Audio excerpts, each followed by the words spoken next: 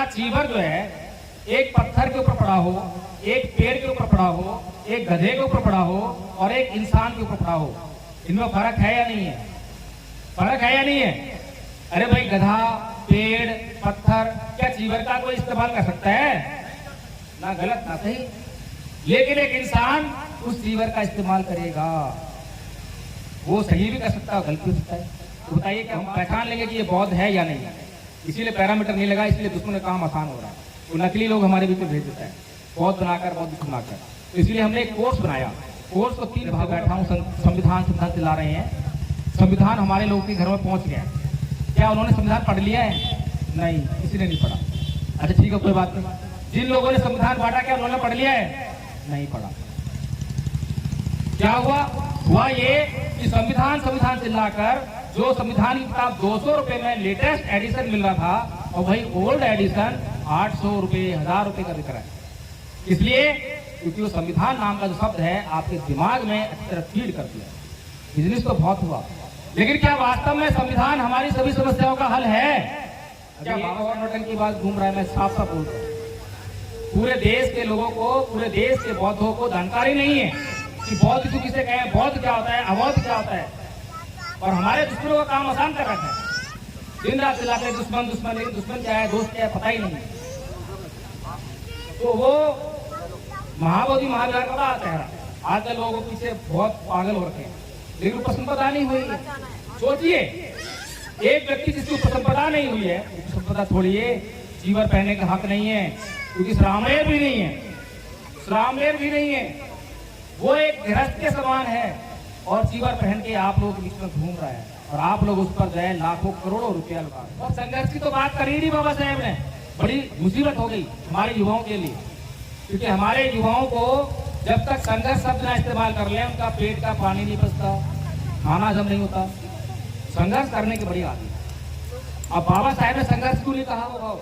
अरे भाई, अत्ता दीपो भाव करने के लिए क्या मतलब है कि मैं अपना मालिक खुद, अपने डिसीजन खुद लूंगा। कब लूंगा? जब मुझे नॉलेज होगी। अब मुझे नॉलेज ही नहीं किसी बात के बारे में। क्या मैं अत्ता दीपो भाव कर सकता हूँ? क्या अपना मालिक बन सकता हूँ? मेरा निर्णय नहीं होगा, किसी और का निर्णय मानना पड़ेगा। इसीलिए अध्ययन करना पड़ेगा, मेहनत करना पड़ेगा। जब कहेंगे कि अत्ता दीपो भाव, डॉक्टर भीमराव अम्बेडकर ने आदेश दिया था 1935 में हिंदू धर्म छोड़ने के लिए। क्या आरएसएस मना करती है? बीजेपी मना करती है? कोई ब्राह्मणा के रोकता है? बताइए कौन रोकता है? बाबा साहेब की बात को हम नहीं मानते हैं, और दोष दूसरों पर देते। बाबा साहेब ने बौद्ध धर्म लाने के लिए कहा, तो इसके लिए किसने मना किया है? किसने मना किया है? नहीं किया। तो समस्या ये है कि काम तो हम नहीं कर रहे हैं और ठीकरा दूसरों के ऊपर फोड़ रहे हैं। पहली बात तो ये कि परम पूज्य बाबा साहेब डॉक्टर भीमराव अम्बेडकर के सामने किसी को चुनाव लड़ना नहीं चाहिए था। दूसरी बात ये कि परम पूज्य बाबा साहेब डॉक्टर भीमराव अम्बेडकर के सामने किसी भी पार्टी को चुनाव लड़वाना नहीं चाहिए था। लेकिन चुनाव लड़ा गया, चुनाव लड़वाया गया और चुनाव हरवाया भी गया। आज वही पार्टियां, वही लोग, वही विरोधी परम पूज्य बाबा साहेब डॉक्टर भीमराव अम्बेडकर की जयंती मनाने का बहाना कर कर मंच तलाशते हैं, माइक तलाशते हैं कि हमें भी जो है इन लोगों के सामने जाने का मौका मिल जाए और 2-4 सिकड़ी चुपड़ी बातें कर दें, ताकि इनका वोट कुछ तो मिल जाए। सारे लोग, आज सारी दुनिया हम पे हंस रही है कि ये बहुजन समाज नहीं है, ये भोजन समाज है।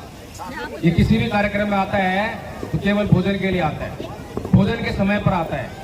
तो कम से कम बाबा साहेब का मिशन चलाने का आप लोग प्रयास कर रहे हैं, बाबा साहेब की जयंती मनाने का प्रयास कर रहे हैं, थोड़ी सी ईमानदारी दिखा दीजिए ताकि बाबा साहेब का मिशन भी पूरा हो जाए। जो त्याग, बलिदान, समर्पण परम पूज्य बाबा साहेब डॉक्टर भीमराव अम्बेडकर ने किया, वो आप लोग नहीं कर सकते, कभी सोच भी नहीं सकते। लेकिन उसका अंत तो कर सकते हैं। जो कर सकते हैं वो तो करना चाहिए। अगर जो कर सकते हैं वो भी नहीं करोगे तो फिर आपसे बड़ा बेईमान कोई नहीं। याद रखिए, जो छोटे बच्चे थे वो अच्छा परफॉर्मेंस करके गए हैं, उन्होंने अपनी योग्यता का पूरा परिचय दिया है, कोई कोर कसर नहीं छोड़ी है। लेकिन ये बड़े लोग हैं जो समझने का प्रयास नहीं करते। और अभी यथार्थ बौद्ध कुछ बातें कहकर गए। उन्होंने ज्योतिबा फुले जी को महात्मा ज्योतिबा फुले कहा, जो कि मैं सहमत नहीं हूँ। उन्हें उस शब्द को बदल देना चाहिए। महात्मा शब्द हमारे विचार को मारने के लिए प्रयोग किया जाता है। महात्मा शब्द को अगर पीछे कोई नहीं बदल पाया तो हमें बदलने का प्रयास करना चाहिए और महामना शब्द का इस्तेमाल शुरू कर देना चाहिए। और बुद्ध के साथ में कभी भी महात्मा शब्द नहीं लगाना चाहिए, क्योंकि भगवान बुद्ध को महात्मा कहना किसी का षड्यंत्र है। और बाबा साहेब के मिशन के लोग अगर बाबा साहेब के दुश्मनों की बात को, उनके षड्यंत्र को नहीं पहचान पाते तो उन्हें अपने आप को बहुजन कहने का भी कोई हक नहीं है क्या? तो इसीलिए भगवान बुद्ध को कभी भी महात्मा कहने की गलती मत कर देना, क्योंकि भगवान बुद्ध ने उनके धम्म के जो 3 मूल तत्व हैं, दुख, अनंत और अनित्य, वो हमें समझना चाहिए। भगवान बुद्ध ने आत्मा का निरोध किया, ये बताया कि आत्मा जैसी कोई चीज किसी भी जीव के भीतर नहीं पाई जाती है। इसलिए जब उसका अच्छी तरह से निरोध हो गया है तो हम किसी भी शब्द का प्रयोग ना करें जो आत्मा से बना हो। इसलिए इस बात को ध्यान रखें। संचालक महोदय पूछ रहे थे कि कितनी देर बोलोगे? मैंने कहा 2 घंटा बोलूंगा। बोले नहीं, लोग जो है खाना खाना है, ये है। अच्छी बात है। बाबा साहेब ने जिन लोगों के लिए अपने जीवन का एक एक पल लगा दिया, क्या वो बाबा साहेब के विचार को सुनने के लिए 2 घंटे लगा सकते? 2 घंटा भूखा रह सकते? सही कह रहा हूं, गलत कह रहा हूं? रहना चाहिए। मैं जब दिल्ली से निकला तो जब 14 अप्रैल का कोई इतना शोर शराबा नहीं था, क्योंकि बहुत जल्दी निकले, 8 तारीख को निकले हैं दिल्ली से। हम 8 तारीख को निकले, कई जगह मीटिंग्स किए हैं, प्रोग्राम्स किए हैं, लोगों से मिले हैं, लोगों को ढूंढा है, रास्ते में जो मिल गए उनसे बात की, उनके नंबर लिए हैं, उनको जानकारियां दी हैं। और आज 15 अप्रैल को आज आपके यहाँ रायपुर में है, कल बिलासपुर में थे। जब मैं पूरे देश का माहौल अपनी आंखों से जगह जगह देख रहा था, सोशल मीडिया पर देख रहा था, तो मुझे लग रहा था कि ये समाज आजाद हो गया है। क्या ये बात ठीक है? ये समाज आजाद हो गया क्या? नहीं हुआ। अभी तो बम फूट रहे थे। दिवाली आती है तो उन्हीं को हम गिराते हैं, देखो पॉल्यूशन कर रहे हैं। और हम क्या कर रहे थे? मैं माफी चाहूंगा समिति से, क्योंकि मुझे यथार्थ ने एक संकेत दिया है कि महामना ज्योतिबा फुले ने कहा था कि सच को बोलना, और अब सच बोलना मेरी जिम्मेदारी है। और एक बात बता दूं मैं कि परम पूज्य बाबा साहेब कहा करते थे कि कोई भी स्त्री अपनी इज्जत की कीमत के आधार पर किसी भी व्यक्ति के प्रति कृतज्ञ नहीं हो सकती। सही कहते, गलत कहते थे? इसीलिए समझ लेना कि मेरी भी मजबूरी है कि मैं अपने समाज के हितों की कीमत पर किसी व्यक्ति, किसी समिति, किसी विधायक के प्रति कृतज्ञ नहीं रहूंगा, क्योंकि मेरे लिए मेरे समाज के हित सबसे ऊपर है। और मेरे समाज के हितों को पूरा करने के लिए मुझे जो कुछ कहना होगा, जो कुछ करना होगा, मैं वो कहूंगा और वो करूंगा भी। इसीलिए मैं ये बात कह पाया संचालक महोदय से। कोई और होता तो बोलता कि मुझे 5 मिनट बोलना है बस। मैंने नहीं कहा, मैंने कहा 2 घंटे बोलना है, और जितने लोग होंगे उतने लोगों के लिए बोलूंगा। कोई नहीं भी होगा तो वीडियो रिकॉर्ड हो रहा है, NV News 24/7 पर कल या परसों लोड हो जाएगा, हजारों लाखों लोग देख लेंगे। कोई चिंता नहीं है कि काली कुर्सियों के बीच में बोल रहा हूं या किसके लिए बीच में बोल रहा हूं। मुझे इस माइक की कोई प्रॉब्लम नहीं है, मुझे मंच की कोई लालच नहीं है कि मुझे मंच मिले, माइक मिले। मेरे सामने केवल एक ही प्रश्न चिन्ह है, जो प्रश्न चिन्ह परम पूज्य बाबा साहेब डॉक्टर भीमराव अम्बेडकर के सामने था। आपको याद होगा वडोदरा में जब परम पूज्य बाबा साहेब डॉक्टर भीमराव अम्बेडकर पूरे वडोदरा शहर में कहीं पर भी अपने लिए रहने के लिए एक कमरे का इंतजाम नहीं कर पाए, और फिर मुंबई वापस जाने के लिए रेलवे स्टेशन पर आए और फूट फूट कर रोने लगे। कितने लोगों को मालूम है ये बात? जरा एक बार हाथ लगा करें। सबको मालूम है, बहुत अच्छी बात है। तो फूट फूट कर रोने लगे और कहने लगे कि मैं विदेशों से बड़ी बड़ी डिग्रियां लेकर आया हूं, बहुत पढ़ लिख कर आया हूं। इतना पढ़ लिख जाने के बाद भी पूरे वडोदरा शहर में अगर मुझे रहने के लिए एक कमरा नहीं मिल सकता, तो मेरे समाज पर जो पढ़ा लिखा नहीं है, जिसको किसी प्रकार की कोई जानकारी नहीं है, जो अपने अधिकारों तक को नहीं जानता है, उसके ऊपर कितने जुल्म और सितम ये लोग कर रहे होंगे। तो परम पूज्य बाबा साहेब डॉक्टर भीमराव अम्बेडकर ने उसी समय ये संकल्प किया कि अगर मैं अपने समाज का उत्थान नहीं कर सका, अपने समाज की गुलामी को नहीं काट सका, तो मैं अपने आप को शूट कर लूंगा। आप लोगों ने तो संकल्प किया है क्या? जयंती मना रहे हैं बाबा साहेब की, हर साल जयंती मनाते हैं। क्या आप लोगों ने कोई संकल्प किया इस तरह का कि हमारी भी कोई जिम्मेदारी है? नहीं किया। चलिए एक छोटी सी कहानी और सुनाए। एक बार की बात है, आयोजन समिति के कुछ लोग हैं, तो इन बच्चों को डांटिए मत, आराम से बस बैठा दीजिए, यहीं ला के खा दीजिए, हो सकता है कुछ शब्द उनके कानों में शेष रह जाएं। एक बार की बात है, परम पूज्य बाबा साहब डॉक्टर भीमराव अंबेडकर और नेहरू जी संसद से बाहर आ रहे थे। नेहरू जी बाबा साहब से बोलते हैं, अरे बाबा साहेब, तुम किन लोगों के लिए काम कर रहे हो? ये लोग तुम्हें कुछ नहीं देने वाले, अच्छा हो तुम कांग्रेस ज्वाइन करो। बाबा साहेब भी सत्य में पड़ गए और नेहरू जी की बात भी ठीक थी, क्योंकि जिन लोगों को वोट देने का अधिकार दिया, किसने दिया? परम पूज्य बाबा साहब डॉक्टर भीमराव अंबेडकर। और उन्हीं लोगों ने परम पूज्य बाबा साहब डॉक्टर भीमराव अंबेडकर को पहला चुनाव हरा दिया। सोच सकते हैं कितने अपमान की बात थी ये, कोई मामूली बात नहीं थी। किसको हराया? उसको जिसकी आज इस देश में पूजा होती है। किसको हराया? जिसकी जयंती मनाने के लिए आज उनके विरोधी भी मंचों पर आते हैं। किसको हराया? जिसको आज भगवान समझकर पूजा करते हैं, जिसको आज the symbol of knowledge, the sun, the greatest Indian, कैसी कैसी उपाधियों से नवाजते हैं। आज जब से मंच का कार्यक्रम शुरू हुआ है और अब तक जो है केवल गुणगान हो रहा है। क्यों हो रहा है? क्योंकि वो एक महान व्यक्ति थे। उस महान व्यक्ति को उस समय चुनाव हरा दिया गया। पहला चुनाव किसने हराया? हमने हराया।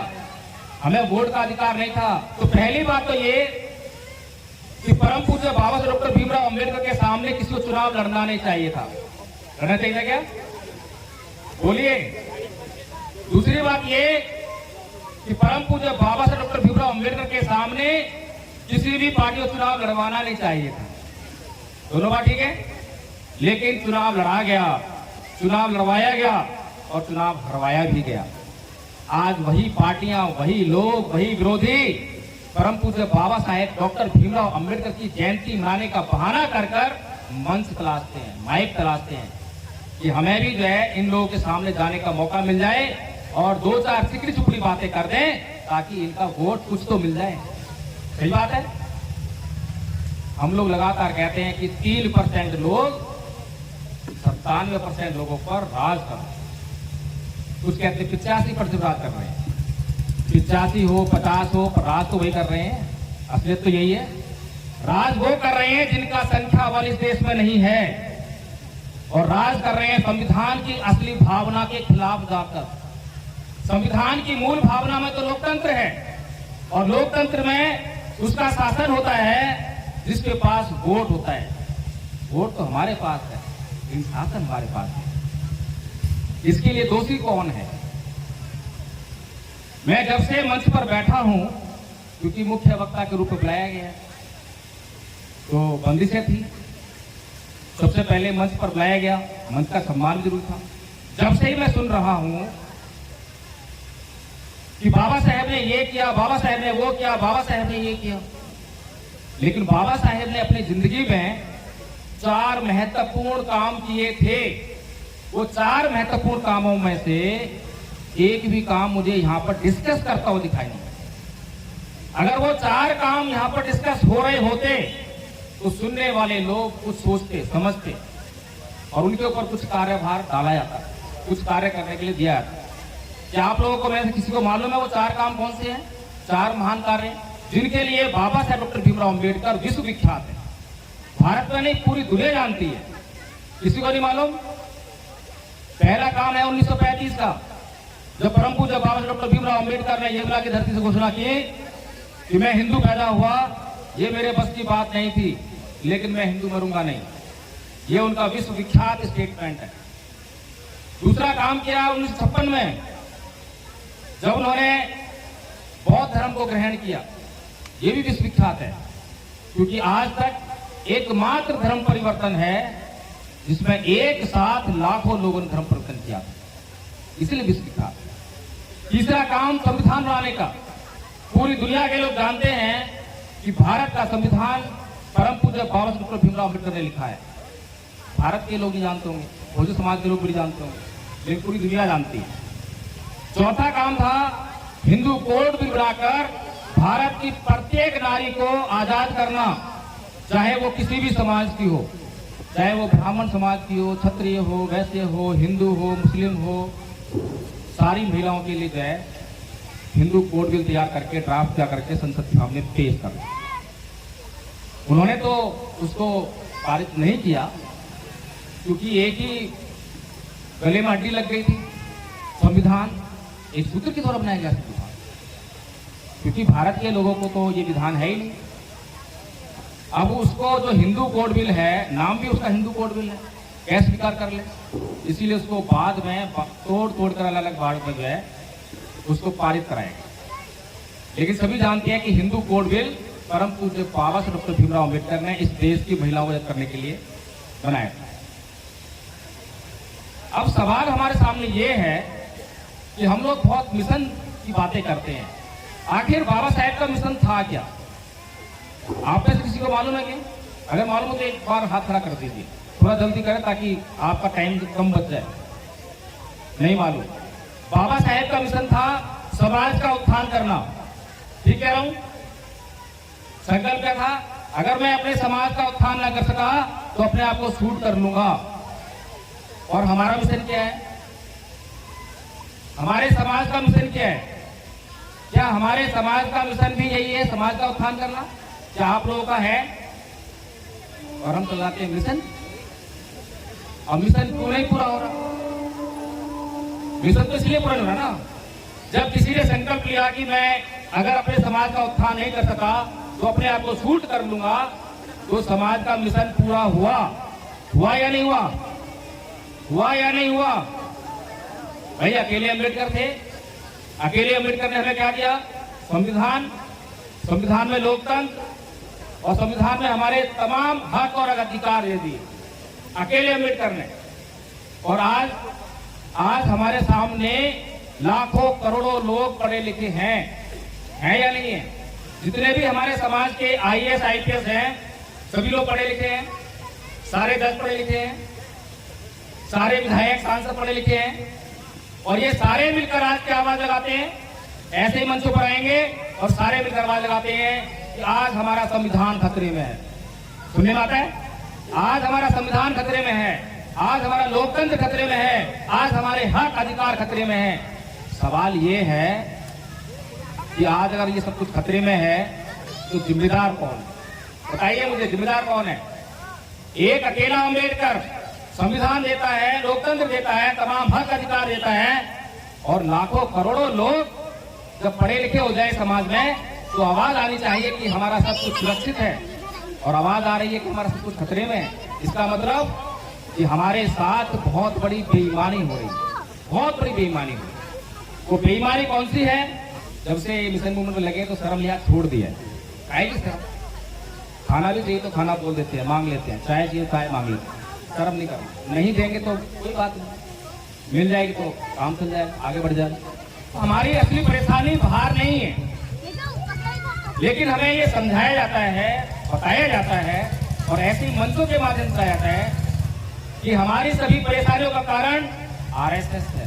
सही है? मनुवादी हैं, ब्राह्मण है, ब्राह्मणवाद है, BJP है, यही सब लोग हैं, यही सब लोग हैं। भगवान बुद्ध ने धम्मपद में एक बात कही है, नए परिश्रम विलोमानी नए परिश्रम कथा कथन अतनो व्यवेक्य कथानी अकथानी च। कि दूसरे क्या कर रहे हैं, दूसरे क्या नहीं कर रहे हैं, ये मत देखो। मैं क्या कर रहा हूँ, मैं क्या नहीं कर रहा हूँ, ये बहुत महत्वपूर्ण है, इसको देखो। लेकिन हम तो हमेशा जो है दूसरे क्या कर रहे हैं, दूसरे हमारे लिए जिम्मेदार हैं। क्या हमने अपना काम पूरा कर लिया? क्या हमने अपना काम पूरा किया? क्या हमें जो बाबा साहेब डॉक्टर भीमराव अम्बेडकर ने आदेश दिया था 1935 में हिंदू धर्म छोड़ने के लिए, क्या RSS मना करती है? BJP मना करती है? कोई ब्राह्मणा क्या रोकता है? बताइए कौन रोकता है? बाबा साहेब की बात तो हम नहीं मानते हैं और दोष दूसरों को देते। बाबा साहब ने बौद्ध धर्म बनाने के लिए कहा, तो इसके लिए किसने मना किया है? किसने मना किया है? नहीं किया। तो समस्या ये है कि काम तो हम नहीं कर रहे हैं और ठीक तरह दूसरों के ऊपर फोड़ रहे हैं, और ऐसी बातें करने के लिए मैं बदनाम हो रहा हूं। लोग कहते हैं कि ये तो अपने समाज की आलोचना करता है, अपने ही समाज की बुराई करता है। लेकिन एक बात समझने वाली बात है कि आलोचना और बुराई में बड़ा फर्क होता है। आलोचना ऐसे नहीं होती है, आलोचना करने के लिए अध्ययन करना पड़ता है, सत्य पर आधारित होना पड़ता है। अगर आप सत्य पर आधारित नहीं होंगे, सच नहीं बोलेंगे, तो आपकी बात चलेगी नहीं। लेकिन बुराई का मकसद बदनाम करना होता है, उसके लिए सत्य की आवश्यकता नहीं है। जितना झूठ बोल सकते हो उतना झूठ बोलो, जो तथ्य नहीं है उसको बोल दो। तो दोनों फर्क है। आलोचना करना स्कूल कॉलेज में सिखाया जाता है ताकि सुधार किया जा सके। आलोचना का मकसद होता है सुधार करना, लेकिन हम लोगों ने इन बातों के, इन शब्दों के अर्थ नहीं समझे, इसीलिए हमारा उत्थान रुका हुआ है। तो परम पूज्य बाबा साहब डॉक्टर भीमराव अंबेडकर इस समाज को बहुत सारी बातें कहते। उनमें से एक बात कहते हैं, जो संविधान लागू हो गया तो उन्होंने कहा कि जाओ ऐ मेरे समाज के लोगों, अपने घरों की दीवारों पर लिख दो तुम इससे शासक हो। शासक बन गए? शासक नहीं बने, और पिछले 75 साल से शासक नहीं बने। तो ये बाबा साहेब का सम्मान हो रहा है या अपमान हो रहा है? सम्मान हो रहा है, अपमान हो रहा है? अपमान हो रहा है। कौन कर रहा है? अमित शाह। अमित शाह कर रहे हैं। अमित शाह की एक बात बहुत अच्छी लगी, संसद में उन्होंने कहा कि जय भीम बोलना ये बहुजनों के लिए फैशन हो गया, फैशन मान लिया उन्होंने। और ये बात बहुजन समाज को बहुत बुरी लग गई, और बहुजन समाज के तमाम बुद्धिजीवी और नेता जो है सड़कों पर आ गए। अमित शाह ने ये किया है, अमित शाह ने वो किया है। अरे भाई सही तो किया उसने। फैशन होता क्या है? आपने कभी सर्दी पड़ रही हो, बहुत ठंड पड़ रही हो, और शादी विवाह में जाती हुई कुछ महिलाएं देखी होंगी, कड़कड़ाई ठंड पड़ रही है, लेकिन वस्त्र कैसे पहन रखे हैं? वस्त्र बहुत हल्के, फैशन वाले। क्यों पहनते हैं? क्योंकि फैशन जो है देखने में बहुत अच्छा लगता है, लेकिन कपड़े का काम क्या होता है? शरीर की रक्षा करना, गर्मी से, ताप से, बुरी नजर से। लेकिन जो कपड़ा ये काम ना कर रहा हो और सौंदर्य बढ़ाने का काम कर रहा हो, तो उसे हम क्या कहते हैं? फैशन। तो ऐसे ही जब जय भीम बोलकर पिछले 75 साल से हमारा मिशन पूरा ना हो रहा हो, उसे क्या कहेंगे? अमित शाह ने गलत क्या किया? अरे अमित शाह ने तो बिल्कुल अच्छी बात कही, और अमित शाह की ये बात पूरी मीडिया ने दिखाई, मेल मीडिया ने दिखाई, बहुजन मीडिया ने दिखाई। आधा काम तो हो गया था हमारा। अब आधा काम तो हमें ये करना था कि अपने समाज के बीच में जाते और कहते, अरे अब तो जाग जाओ, देखो अमित शाह ने कितनी बड़ी बात कह दी है, कितना बड़ा टॉन्ट मार दिया है, अब तो जाग जाओ, अब तो इस जय भीम को बदनाम मत करो। पूरा देश नीले झंडे लेकर जो है जय भीम जय भीम जय भीम। एक बार स्टालिन से एक बात पूछी गई, तो ये लोग जो है दुख तकलीफ में भी कैसे नाच गा लेते हैं, खुशियां कैसे मना लेते हैं? ये इतने गरीब हैं, इतने दलित हैं, इतने पीड़ित हैं। तो स्टालिन कहा कि इसका नमूना मैं आपको कल संसद में दिखाऊंगा। अगले दिन संसद में वो एक मुर्गा लेकर आए, और उस मुर्गा के सारे पंख उसने ऐसे नोच किए। मुर्गा तड़प रहा था अपनी मुझको, बड़ी बुरी तरह से तड़प रहा, जैसे मरने को हो गया। अब थोड़ी देर बाद उसने क्या करा, अपनी जेब से कुछ दाने निकाले, और दाने निकाल के उसके सामने ऐसे दाने मारे, ऐसे दाने फेंकने लगा। अब वो मुर्गा जो इतने कष्ट में था, अपने सारे कष्ट को भूलकर उस दाने को चुपता हुआ उसके पीछे पीछे आने लगा। समझ में आया कुछ? ये हमारा समाज, इसकी मैं आलोचना ना करूं तो क्या तारीफ करूं? तो तारीफ करने लायक काम किया है क्या? एक भी काम बताइए। संविधान खतरे में, लोकतंत्र खतरे में, अधिकार खतरे में, इतने सारे पढ़े लिखे लोग। भाई सामाजिक बेईमानी हो रही है, सीधी सी बात तो ये है। आप लोग असली खाना खाते हो या नकली खाना खाते हो? असली, सही बात है, जब जिंदा बैठे। ये गलत बात क्या है? ये तो बात ठीक है, लेकिन मैं मिशन मूवमेंट के खाने की बात कर रहा हूं। मिशन मूवमेंट का नकली खाना हुआ लोभ, लालच और निजी स्वार्थ, और असली खाना हुआ त्याग, समर्पण और बलिदान। आप बताइए कौन सा खाना खाते हो? जिससे शरीर बनता है उसको असली खाते हो, जिससे ये बनता है वो नकली खाते हो। अरे जब जब हमारे बीच में कोई ऐसा असली खाना खाने वाला आया तब तब हमारे समाज का उद्धार हुआ या नहीं हुआ? लेकिन उसको अपना सब कुछ त्यागना पड़ा, सब कुछ। क्या आरएसएस के पास कोई अम्बेडकर है? एक भी अम्बेडकर है? एक भी बुद्ध है? एक भी काशीराम है? लेकिन मिशन उनका बढ़ रहा है। चक्कर क्या है मालूम है? चक्कर क्या है? नहीं मालूम। चक्कर ये है कि उनको एक अम्बेडकर की जरूरत नहीं है, उनको एक बुद्ध की जरूरत नहीं है, एक काशीराम जरूरत नहीं है। वो थोड़ा थोड़ा थोड़ा जो है 1000 लोग, 1000 लोग, 2000 लोग, 500 लोग इकट्ठा करते हैं, थोड़ा थोड़ा त्याग लेते हैं और थोड़ा थोड़ा करके कभी कांशीराम, कभी अम्बेडकर, कभी बुद्ध ऐसा कर लेते हैं। एक आदमी के ऊपर सारा बर्डन डाल दोगे तो उसको तो बाबा साहब की तरह अपने बीवी, बच्चे, अपना जिंदगी का सुख, चैन सब कुछ लुटा कर आपको उद्धार करना पड़ेगा। और हम इतने निर्लज कि कोई शर्म लिहाज नहीं, तनिक भी नहीं है। थोड़े कड़वे शब्द बोल रहा हूं, मैंने पहले ही माफी मांग ली थी, लेकिन ये कड़वे शब्द अगर कड़वे लग जाएं, समस्या ये है कि कड़वे शब्द कड़वे लग रहे हैं। अगर कड़वे शब्द कड़वे लग जाएं तो चेतना जागृत हो जाए, जाग जाए, और जाग कर जो है हम लोग जो है हमें क्या करना चाहिए उस पर काम करने चाहिए। काम मुश्किल नहीं है, मैं गारंटी से कह रहा हूं कि काम मुश्किल नहीं है। यह धम्पत संघ का बैनर लगा है, इसमें लिखा है सांस्कृतिक परिवर्तन कार्यक्रम। क्यों लिखा है? क्योंकि परम पूज्य बाबा साहब डॉक्टर भीमराव अम्बेडकर ने इतिहास पढ़ा। हम भी इतिहास की बात कर रहे थे, बच्चे बड़ी बड़ी बातें करके गए इतिहास की। रोज इतिहास पढ़ते, बहुजन मीडिया पे रोज इतिहास दिखाया जाता है, पढ़ाया जाता है। हम इतिहास किस लिए पढ़ते हैं? हम इतिहास किस लिए पढ़ते हैं? ये मालूम? मजे लेने के लिए इतिहास पढ़ते हैं, मजे लेने के लिए, क्योंकि हमें इतिहास में इंटरेस्ट है और जिस चीज में इंटरेस्ट है उसमें मजा आता है, ये तो पढ़ते हैं। लेकिन इतिहास का काम क्या है? इतिहास सब्जेक्ट क्यों पढ़ाया जाता है? क्या मजे लेने पढ़ाया जाता है? बच्चों को कुछ पता है बाबा साहब के बारे में आप लोगों को?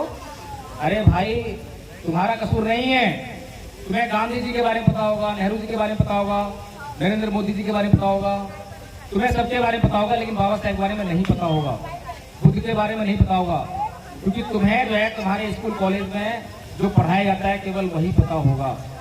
अगर एक साल में 1 घंटा बैठ जाओगे तो तुम ये समझ जाओगे कि तुम्हारी एजुकेशन जो है किस दिशा में होनी चाहिए। धम्पत में कहा है, नैतंग माता पिता के जरा आइए वापी से जात का सम्मा पणि हितन चित्तन से ये सो नंक तो करे, कि जितनी भलाई आपके माता पिता नहीं कर सकते उससे कहीं अधिक भलाई आपका सही दिशा में लगा हुआ चित्त करता है। समझिए, आपके अपने ऊपर बात है। अत्तदीपो कहना आसान है, अत्तदीपो भाव। अरे भाई, अत्तदीपो भाव करने के लिए क्या मतलब है कि मैं अपना मालिक खुद, अपने डिसीजन खुद लूंगा। कब लूंगा? जब मुझे नॉलेज होगी। अब मुझे नॉलेज ही नहीं किसी बात के बारे में, क्या मैं अब अत्तदीपो भाव कर सकता हूँ? क्या अपना मालिक बन सकता हूँ? मेरा निर्णय नहीं होगा, किसी और का निर्णय मानना पड़ेगा। इसीलिए अध्ययन करना पड़ेगा, मेहनत करना पड़ेगा। जब कहेंगे कि अत्तदीपो भाव, इतना आसान नहीं है बाबा साहब के, और आसान भी है। ये तो डरना मत, कहीं सोचो कि बड़ा मुश्किल है, छोड़ दो। 10वीं क्लास में जब एग्जाम हुए बोर्ड के मेरे, तो लोगों ने कहा कि भाई 10वीं का एग्जाम तो पास करते ही नहीं है, होते ही नहीं है। मेरे टाइम की बात कर रहा हूँ, आज तो पास हुआ। तो जब मैंने ये सुना तो मैंने सरेंडर कर दिया, पढ़ा ही नहीं, छोड़ दिया। और मेरे मार्क्स आपको जानकर हैरानी होगी, केवल 40% मार्क्स हैं 10वीं में, केवल 40। तो कहने का मतलब ये है कि समाज अगर नकली खाना खाएगा मिशन मूवमेंट का, लोभ, लालच और निजी स्वार्थ, यानी कि हम अंदर एक बाबा साहेब का कोटेशन लिखा है बाबा साहेब के नाम से, शिक्षित बनो, संगठित रहो, संघर्ष करो। और मैं भी बचपन से जब से पैदा हुआ हूँ, जब से होश संभाला है, पढ़ना सीखा है, यही पढ़ते हैं हर कैलेंडर पे, हर बात पे।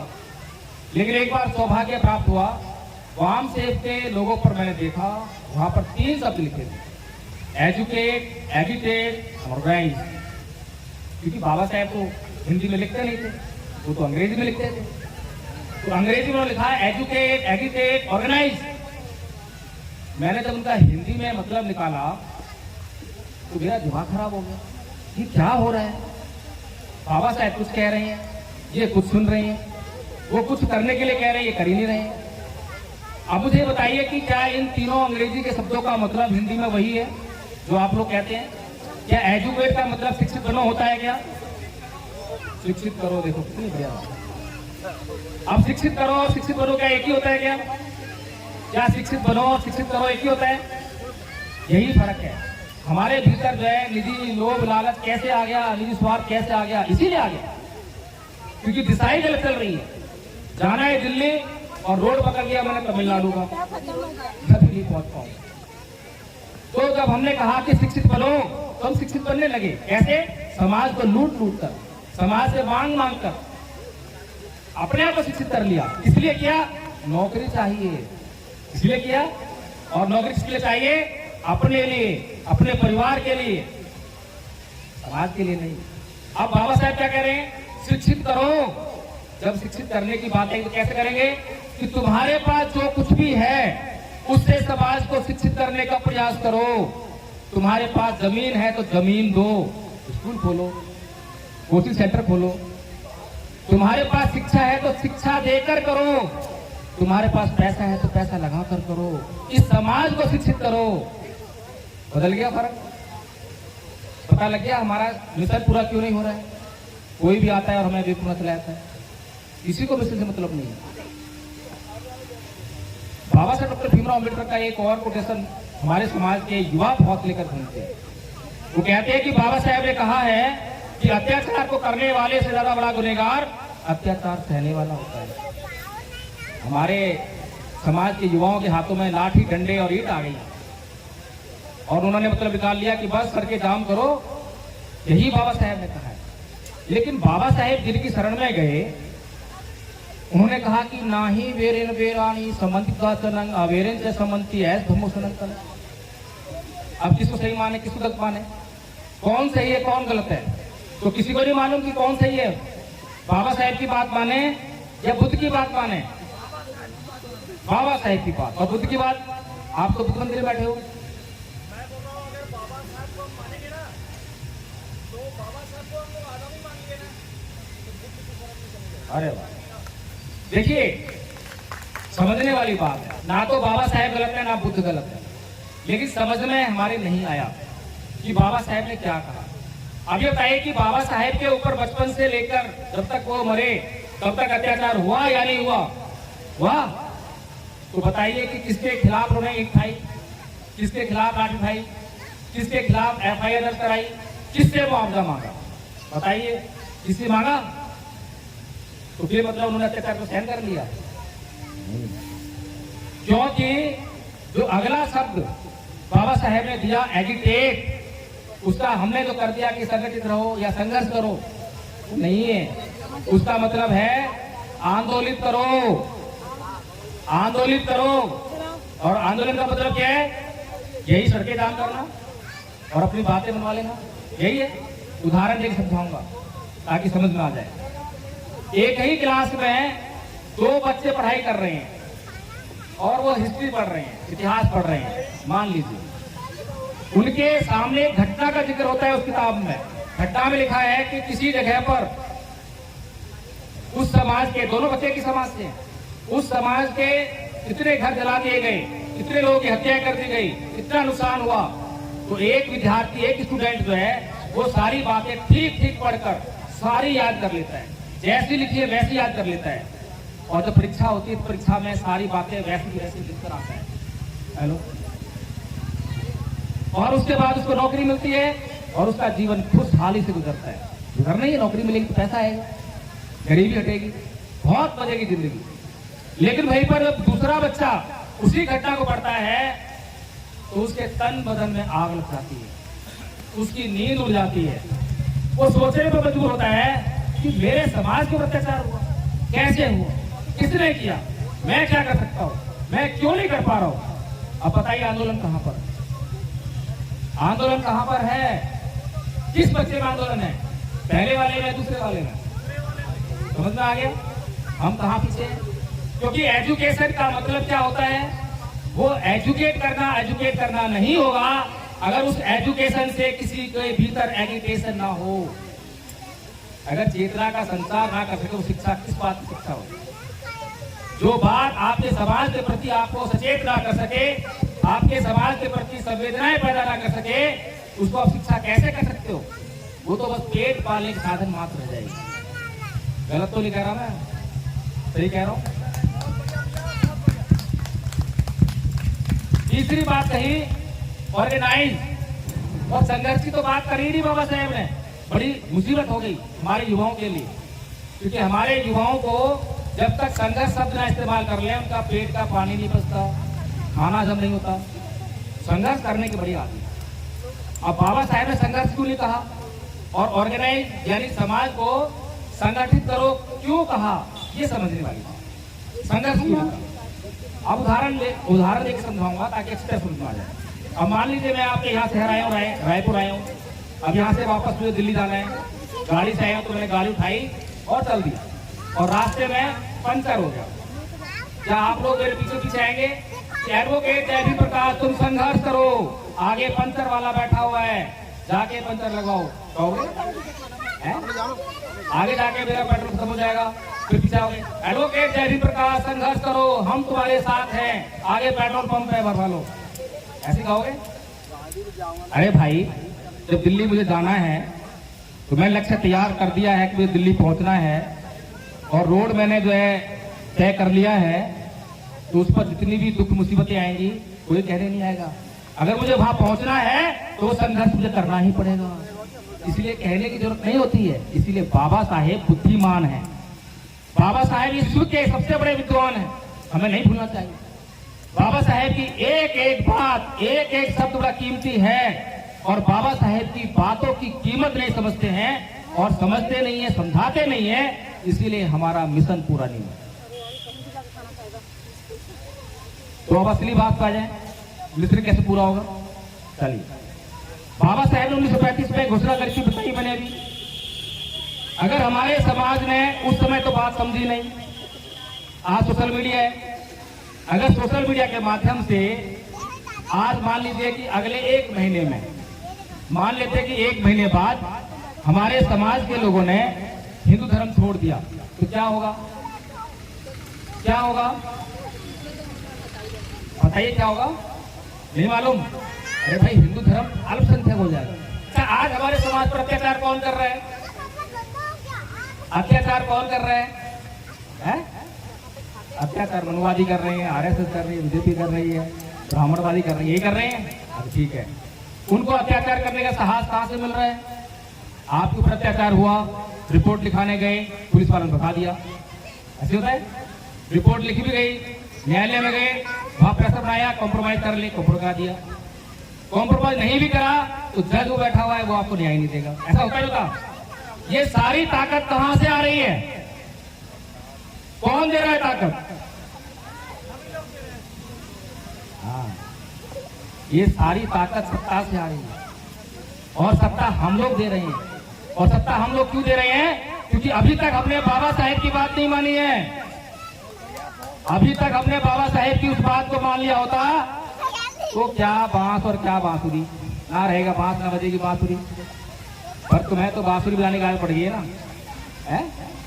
जब जब कोई छिपेगा पिटेगा चिल्लाएगा हाय रे बड़ा, हाय रे बड़ा, और सोशल मीडिया जाएगी हमारे समाज के ऊपर अत्याचार हुआ, फिर उसके बाद लोग आ जाएंगे, नेता लोग आ जाएंगे, हम नहीं छोड़ेंगे, एफआईआर दर्ज करो, इसको मुआवजा दो, इसको नौकरी दो। अरे अच्छी बात है भाई, बहुत अच्छी बात है। लेकिन सोचो, एक और कहानी सुनाए तो, एक हमारे समाज का आदमी, उसके ऊपर जो है ठाकुर साहब ने जो है गाली गलौज कर दी जाति का नाम लेकर, जाति का अत्याचार हो गया, उसको कहां सहन होने वाली है? तुरंत थाने गया और थाने जाएगा तो एफआईआर लिखी जाएगी, लिख गई। अब FIR लिखते ही प्रोविजन तो ये है कि जेल जाएगा, तो जेल भी चलेगी ठाकुर साहब। अब जेल हमेशा के तो रहेंगे नहीं, कभी छूट के भी आएंगे। जब छूट के आए तो वो सीधे गए मिठाई वाले की दुकान पर, 1 किलो मिठाई ली। फिर गए फूल वाले की दुकान पर, 1 किलो का हार लिया। और फिर जिसने FIR लिखवाई थी उसके घर पर गए और उसे फूलों का हार बनाया और उसको 1 किलो मिठाई का डब्बा दिया कि महाराज बड़ा उपकार किया आपने, मेरी आंखें खोल दी। मैं जातिवादी अत्याचार कर रहा था, मुझे पता ही नहीं था, आज से मैं जातिवादी अत्याचार नहीं करूंगा। कहानी कैसी लगी? अच्छी है? कहानी सही है गलत है? नहीं समझ में आई कहानी? नहीं आई? अरे भाई ये बताओ, किसी के खिलाफ अगर तुम FIR लिखवाओगे, उसे जेल भेजोगे, तो आपके लिए वो फूलों का हार और मिठाई का डब्बा लेकर आएगा या बदले की भावना लेकर आएगा? अब समझ में आ गई है? क्योंकि हमारे महापुरुषों को तो मूर्ख हमने बना के रखी है, उनको पागल बनाने का काम हम कर रहे हैं। क्योंकि बाबा साहेब की एक एक बात जो उन्होंने कही वो पूरा नहीं हो रही है, और जो उनके विरोधी हैं वो लगातार उनका मखौल उड़ा रहे हैं। अरे आया बाबा साहेब, समाज को जो सत्ता में लाएगा, हम देखें कैसे आएगी, हम देखें कैसे सत्ता आएगी। अरे हमें तो पता है ना समाज क्या चाहिए, इसको मंदिर चाहिए, इसको मूर्ति चाहिए। अब जब समाज को मंदिर चाहिए, मूर्ति चाहिए, और मंदिर और मूर्ति में ही उसको रस आता है, जय भीम बोलने में रस आता है, और ये समाज जो है मंदिर मूर्तियों को ही वो सम्मान समझता है, तो जिसको चुनाव लड़ना है वो तो आके मंच पे कहेगा कि ये मूर्ति लगाने का काम मैं करूंगा। अब मूर्ति लगाने से अगर वोट मिलता है तो उन्हें क्या फर्क पड़ता है? सोचिए। लेकिन हमारे समाज के ऊपर जो अत्याचार हो रहा है उसके लिए जो हम लोग काम करते हैं, क्या आंदोलन करते हैं। अब सोचने वाली बात यह है, अभी इंद्र मेघवाल की घटना हुई थी जयपुर में, उसमें राजस्थान में, है ना, तो वहां पर क्या हुआ, हमारे समाज के लोगों ने आंदोलन किया। आंदोलन किस बात के लिए था? इसको एक नौकरी दो, इसके घर में एक नौकरी दो, इसको मुआवजा दो। अब सरकार के लिए मुश्किल काम है क्या? कहीं पर कोई अत्याचार हो गया तो दे दी एक नौकरी, कर दिया मुआवजा, भाई क्या न्याय हो गया? अरे भाई हजारों घटनाएं रोज घट रही हैं, उसमें से एक आधी रिपोर्ट होती है, और एक आधी रिपोर्ट होती है, उसमें से एक आध पर आंदोलन होता है, और जिस पर आंदोलन होता है सरकार मौजूद देती है। काम आसान है सरकार के लिए, काम आसान है। ये तो हमारे नेताओं को सोचना चाहिए कि परम पूज्य बाबा साहेब डॉक्टर भीमराव अम्बेडकर ने इस समाज के ऊपर अत्याचार और शोषण रोकने के लिए क्या कहा, क्या करा, क्या वो हमें समझ में आया? बताइए बाबा साहेब ने क्या किया था अत्याचार शोषण रोकने के लिए? बताइए क्या किया था? भाई बाबा साहेब के ऊपर अत्याचार हुआ, बचपन में अध्यापक ने उनको स्कूल के भीतर बैठने के पढ़ने नहीं दिया, क्लास के भीतर। नाई ने बाल नहीं काटे, चपरासी ने पानी नहीं पिलाया, चपरासी ने फाइल फेंक कर मारी, गाड़ी वाले ने गाड़ी में नहीं बैठने दी। अत्याचार तो होता है। तो बाबा साहेब ने क्या करा था? कोई आंदोलन किया, सड़कें जाम करी, मुआवजा मांगा, FIR कराई? नहीं, क्या करा था? अरे भाई बाबा साहेब ने अध्ययन किया, उन धर्मग्रंथों का अध्ययन किया, उनके पीछे जांच की कि हो क्या रहा है, कि मेरे ऊपर अत्याचार ये अध्यापक क्यों कर रहा है, नाई क्यों कर रहा है, गाड़ी वाला क्यों कर रहा है। जब उन्होंने अध्ययन करा तो उन्हें पता चला कि ये अध्यापक, ये गाड़ी वाला, इसका तो कोई दोष ही नहीं, इसका दोष थोड़ा है। अब नीम का पेड़ खड़ा हुआ है, पत्तों को हम सोच के जो है सोच रहे कि पत्तों का दोष है, करवाए। जड़ कहां पर है? अगर जड़ होगी तो नीम उगेगा, सीधी सी बात है। और जड़ को पोषण मिलता रहेगा तो उगता रहेगा, तो नीम से कड़वे पत्ते ही मिलेंगे। तो ऐसे ही बाबा साहेब ने जब अध्ययन कर लिया तो ये जान लिया कि ये लोग अत्याचार नहीं कर रहे, इन लोगों को कोई आदेश कर रहा है, और ये आदेश इनके धर्म ग्रंथों से मिल रहा है। ये तो मजबूर हैं, इसीलिए उनके खिलाफ कुछ नहीं करा। क्या करा? धर्म परिवर्तन। तो हमारे नेताओं को क्या करना चाहिए? हमारे बुद्धिजीवियों को क्या करना चाहिए? आज जिन्हें आप बुद्धिजीवी समझते हो, आज जिन्हें आप नेता समझते हो, मुझे बताइए उनमें से कितने बौद्ध हैं? समझ में आ रहा है? आपके साथ कितने बड़े पैमाने पर बेईमानी हो रही है, और आज तो आपके साथ बेईमानी एक और हो रही है। 4 लोग बड़े बेईमान हैं। अगर मेरी बात समझ में आए तो सावधान हो जाना। पहला है सामाजिक बेईमान बौद्ध भिक्षु। हर कोई जो चीवर पहन ले बौद्ध भिक्षु नहीं होता है। समाज में 99% भिक्षु जो नकली हैं। अभी हमने महाबोधि महाविहार का आंदोलन करा, क्या मांग रहे थे? हमें हमारा विहार वापस करो।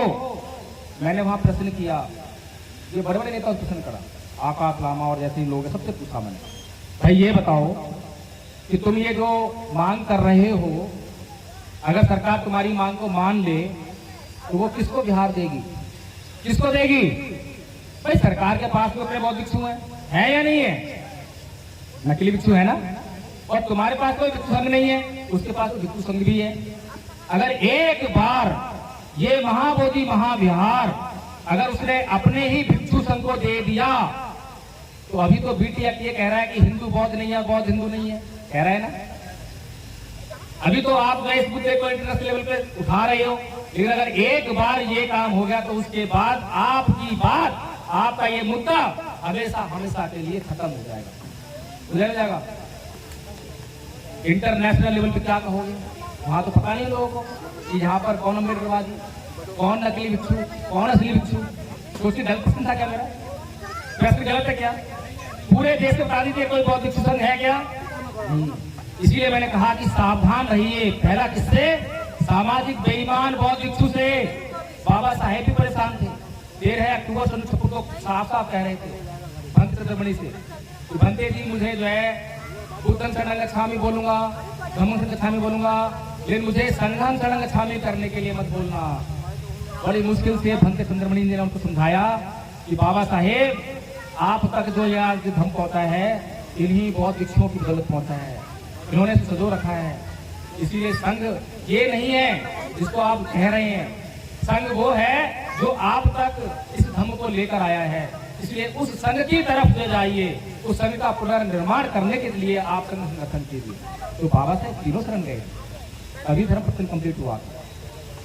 तो इसीलिए हमें सावधान रहना होगा। अगर हमें कोई रिसीवर में दिखाई दे तो सबसे पहला प्रश्न, उपसंपदा हुई है क्या? इसी विनय का पालन करना पड़ेगा। अभी एक और नौटंकी बात घूम रहा है, मैं साफ साफ बोलता हूँ, पूरे देश के लोगों को, पूरे देश के बौद्धों को जानकारी नहीं है कि बौद्ध भिक्षु किसे कहें, बौद्ध क्या होता है, अबौद्ध क्या होता है। और हमारे दुश्मनों का काम आसान कर रखा है, दिन रात चिल्लाते हैं दुश्मन दुश्मन, लेकिन दुश्मन क्या है, दोस्त क्या है, पता ही नहीं। तो वो महाबोधि महाविहार का बात है। आजकल लोगों के पीछे बहुत पागल हो रखे हैं, लेकिन उपसंपदा नहीं हुई। सोचिए, एक व्यक्ति जिसकी उपसंपदा नहीं हुई है, उपसंपदा छोड़िए, चीवर पहनने का हक नहीं है, क्योंकि श्रामलेर भी नहीं है, श्रामलेर भी नहीं है, वो एक गृहस्थ के समान है और चीवर पहन के आप लोगों के बीच में घूम रहा है, और आप लोग उस पर जो है लाखों करोड़ों रुपया लगा रहे, समझ रहे हो। दूसरा है सामाजिक बेईमान बुद्धिजीवी, सामाजिक बेईमान बुद्धिजीवी। बुद्धिजीवी का काम क्या होता है? बुद्धिजीवी हम किसे मानते हैं? जो डॉक्टर हो जाए, वकील हो जाए, जज बन जाए, IAS IPS, मंत्री संतरी है, सांसद विधायक, इन्हीं को कहते हैं हम लोग बुद्धिजीवी। लेकिन मैं ये समझता हूं कि हमें इस परिभाषा को बदल देना चाहिए। बुद्धिजीवी वो होता है जो अपने वर्तमान समाज के समस्याओं के प्रति संवेदनशील होता है, अपने समाज की समस्याओं को जानता है, दूरदृष्टा होता है और दिन रात अपने समाज की समस्याओं पर काम करता है, उनका समाधान समाज को देता है। अब बताइए, आपके जो बुद्धिजीवी हैं आपको समाधान दे रहे हैं या धमकियां दे रहे हैं? धमकियां दे रहे हैं कि सब कुछ खतरे में है, मुझे वोट दो, मैं कांग्रेस से लड़ूंगा, यहाँ से जीत नहीं पाऊंगा, मैं बीजेपी से लड़ूंगा, मैं उससे लड़ूंगा, धमकियां दे रहे हैं। आज तो ये लोग कह रहे हैं कि मैं कांग्रेस में जाऊंगा तो जीत जाऊंगा। आज ये हालात किसने पैदा किए? हमें भी लगता है कि हाँ भाई, हमारे समाज जो पार्टी है वो जिता नहीं पाएगी, इसीलिए कांग्रेस वो जिता सकती है। ये हालात किसकी देन है? क्या उस बुद्धिजीवी ने समाज के भीतर जाकर ये बातें करी, बाबा साहेब का मिशन समझाया, त्याग बलिदान समझाया, सामाजिक ईमानदारी पैदा की? अगर नहीं की तो आप उसको बुद्धिजीवी कैसे मान रहे हैं? और जिसको आप बुद्धिजीवी कह रहे हैं वो आज आपके ही बदौलत, क्योंकि यूट्यूब पर आप ही तो देखते हो उसको, आप ही शेयर कर धनाधन शेयर, ये हमारी बात है, ये जय भीम बोल रहे हैं। आज समाज की हालत ये है कि अगर गधे के सर पर लिखते जय भीम तो समाज उसे पिछल गए।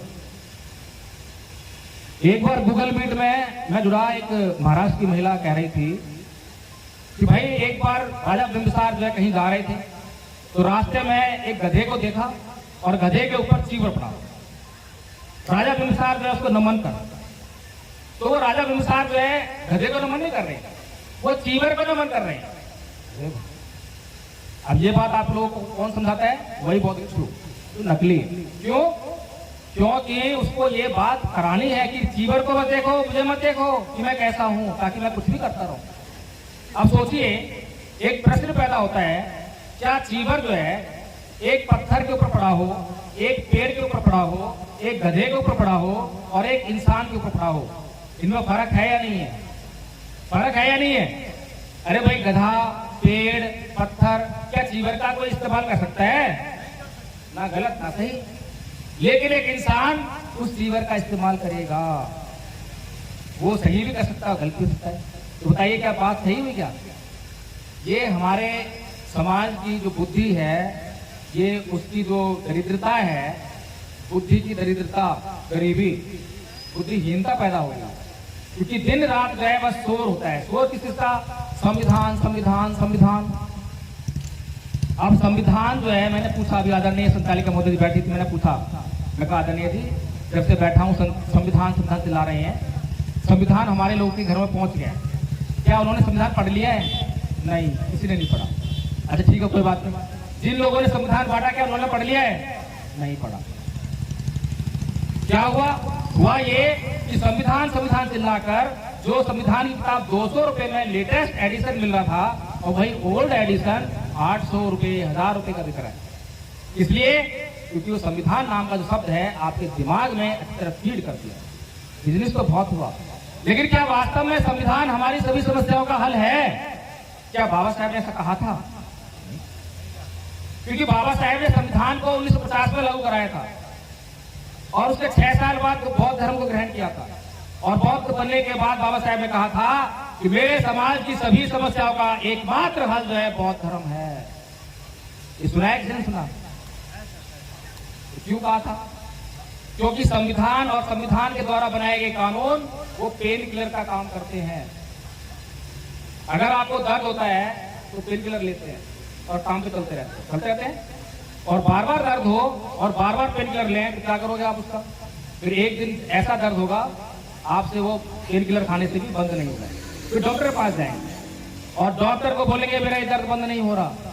डॉक्टर क्या करेगा? जांच उठाएगा, और जांच भी कहेगा भाई अब ये दर्द कभी बंद नहीं होगा, क्योंकि ये बीमारी लाइलाज हो गई। समझ रहे हैं?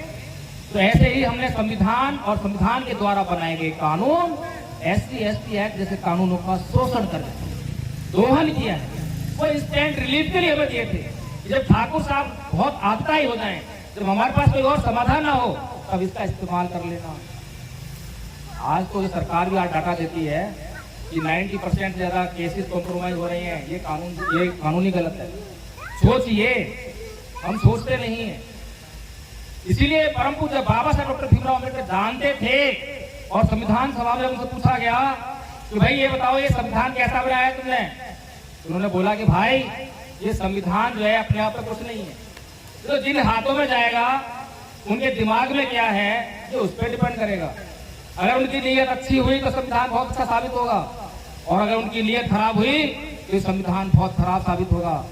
तो संविधान हमारी समस्याओं का हल नहीं हो सकता, सभी समस्याओं का हल इंस्टेंट रिलीफ। लेकिन बुद्ध का धम्म जो है हमारी सभी समस्याओं का परमानेंट सॉल्यूशन है, स्थायी समाधान है। अभी तक ये बात जो है हमारे समाज का बहुत व्यक्ति जिसकी जिम्मेदारी थी वो नहीं बता पाया। सोचिए कितनी दरिद्रता है। एक कहानी सुनाता हूँ कि हमारे लिए धम्म कितना इम्पोर्टेंट है, और हम किस प्रकार से जो है अपने दुश्मन को बड़ी आसानी से समाप्त कर सकते हैं। दुश्मन कहाँ है? हम बाहर सोचते हैं। एक बार भगवान बुद्ध ध्यान कर रहे थे, तो उनके पास एक आदमी आया, बोलता है कि भगवान बुद्ध कितना अच्छा हो, सारी पृथ्वी पर अगर चमड़ा बिछा दिया जाए किसी को कांटा नहीं चुभेगा। बड़ा दयावान व्यक्ति था, किसी को कांटा चुभा होगा, उसने उसका दर्द महसूस किया, इसीलिए भगवान बुद्ध के पास आ गया। भगवान बुद्ध आपके पास बहुत सारे भिक्षु हैं, उनको काम पे लगाया जाए, सारी पृथ्वी चमड़ा बिछा दिया जाए। बड़ा अच्छा व्यक्ति। भगवान बुद्ध उससे बोले यार तुम बात तो सही कह रहे हो, तुम्हारे अंदर पीड़ा है, दया है, लेकिन ऐसा क्यों ना करें कि सारी पृथ्वी पर अगर कपड़ा बिछाएंगे, कहां से लाएंगे, कैसे बिछाएंगे? अच्छा हो कि उसमें से टुकड़ा काट लेते हैं और 2 चमड़े के जूते बना लेते हैं, उन्हें पहनकर पूरी पृथ्वी पर कहीं भी घूमना, कहीं कांटा नहीं चुभेगा। कैसी बात है? आसान है या मुश्किल है? भगवान बुद्ध क्या कहना चाह रहे हैं? ये कहानी तो अच्छी लगी, पर भगवान बुद्ध क्या कहना चाह रहे हैं? भगवान बुद्ध कह रहे हैं ये संसार दुष्शील प्राणियों से भरा पड़ा है, जहां देखो वहीं पे लड़ने झगड़ने वाले हैं, गाली गलौज करने वाले हैं, तुम किस किस से बचते फिरोगे? समझ में आ रही कहानी? इसीलिए अच्छा हो तुम शीलवान बन जाओ। जहां पर दुष्ट लोग भी होंगे, अगर तुम शीलवान होगे, धैर्यवान होगे, सहनशील होगे, तो तुम्हारा वहां पर कुछ खतरा नहीं है, तुम्हारा वो कुछ नहीं बिगाड़ पाएंगे। लेकिन अगर तुम शीलवान नहीं हुए, तुम खुद गाली गलौज करने वाले हुए, तुम खुद झगड़ा करने वाले हुए, तो जहां पर झगड़ा करने वाले नहीं होंगे, गाली गलौज करने वाले नहीं होंगे, वहां पर भी तुम झगड़ा कराओगे। समझ रहे हैं? हम हमें समझ में नहीं आया ना अब तक, ये समझाया नहीं। एक और कहानी सुनाता हूं, उसके बाद समाप्त करते हैं।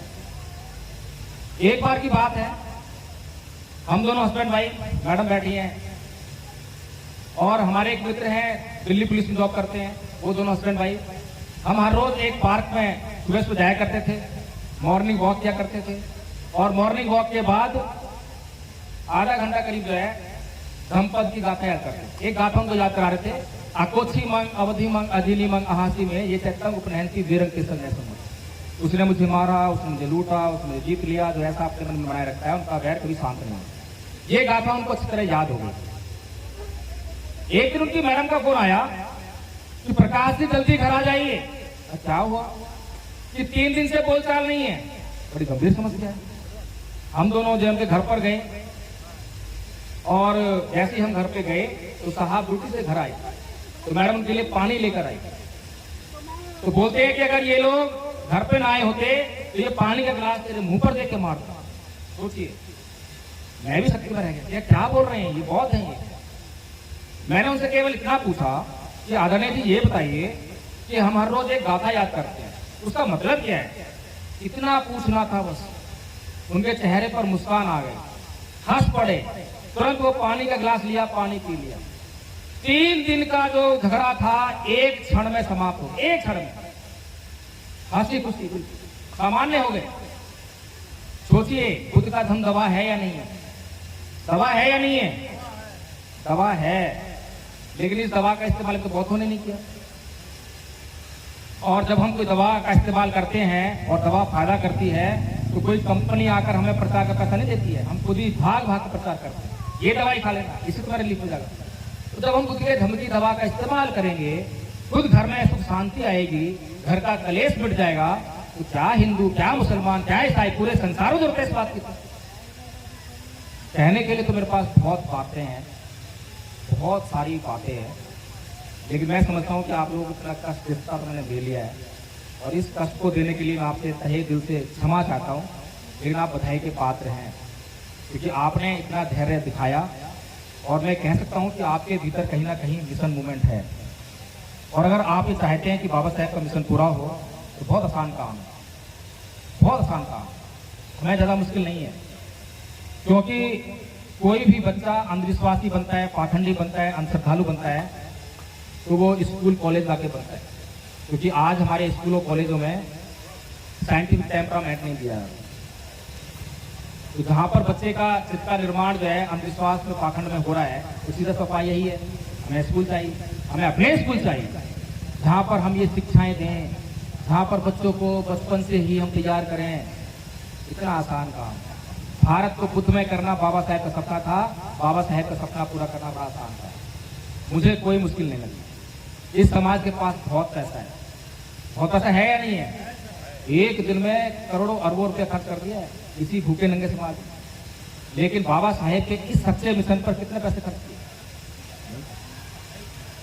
इसीलिए हमपद संघ आप लोगों के लिए एक कोर्स लेकर आया है, भारत को बौद्ध में करने के लिए। प्रत्येक बौद्ध को, अभी मैं कुछ लोग पूछूं भाई आप बौद्ध हो तो हाथ खड़े हो जाएंगे, लेकिन मैं पूछूं बौद्ध धर्म क्या है तो क्या बोलेंगे? अंधविश्वास को नहीं मानना, पाखंड को नहीं मानना, अंधश्रद्धा को नहीं मानना, साइंटिफिक टेम्परामेंट, विज्ञान को मानना, यही बौद्ध धर्म है। ऐसा ही है ना? ज्यादातर यही सवाल, मैं जहां जहां गया सर्वे किया, मैंने पूछा लोगों से, यही सवाल जवाब मिल रहा है, क्योंकि यही सब सिखाया जाता है मंचों पर आकर, बस ये पाखंड, ये दस्तरा, ये वो। लेकिन धम्म क्या है वो समझ नहीं आया। इसीलिए हमने सोचा कि बौद्ध बनने के लिए एक पैरामीटर रखना चाहिए। तो पैरामीटर लग जाएगा तो हम पहचान लेंगे कि ये बौद्ध है या नहीं। इसीलिए पैरामीटर नहीं लगा, इसलिए दुश्मन का काम आसान हो रहा है। तो नकली लोग हमारे बीच में भेज देता है, बौद्ध बनाकर, बौद्ध बनाकर। तो इसलिए हमने एक कोर्स बनाया। कोर्स को 3 भागों में बांटा, प्रथम वर्ष, द्वितीय वर्ष, तृतीय वर्ष। प्रथम वर्ष का कोर्स बहुत आसान है, बहुत छोटा है। छोटा इसलिए रखा है ताकि आप जल्दी कर लें, मोटिवेट हो जाए, जल्दी कर लें। कोई 2 दिन में कर लेता है, जो बौद्ध हैं जिनको वंदना आती है वो 2 दिन में कर लेंगे, 3 दिन में कर लेंगे। हमारे बीच में आचार्य दीपक बौद्ध जी बैठे हैं, उनके दोनों बच्चे बैठे हैं, तीनों आचार्य बन गए हैं और बहुत जल्दी बन गए। मुश्किल नहीं है ना, इसलिए जल्दी बन गए।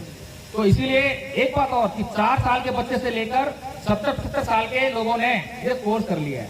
अनपढ़ लोगों से लेकर और PhD तक के लोगों ने ये कोर्स कर लिया है, पाली और हिंदी में कर लिया है। आप लोग उनको सुनोगे, मेरे पास टाइम नहीं है, नहीं तो आपको सुनाता मैं क्लिप्स वगैरह देना।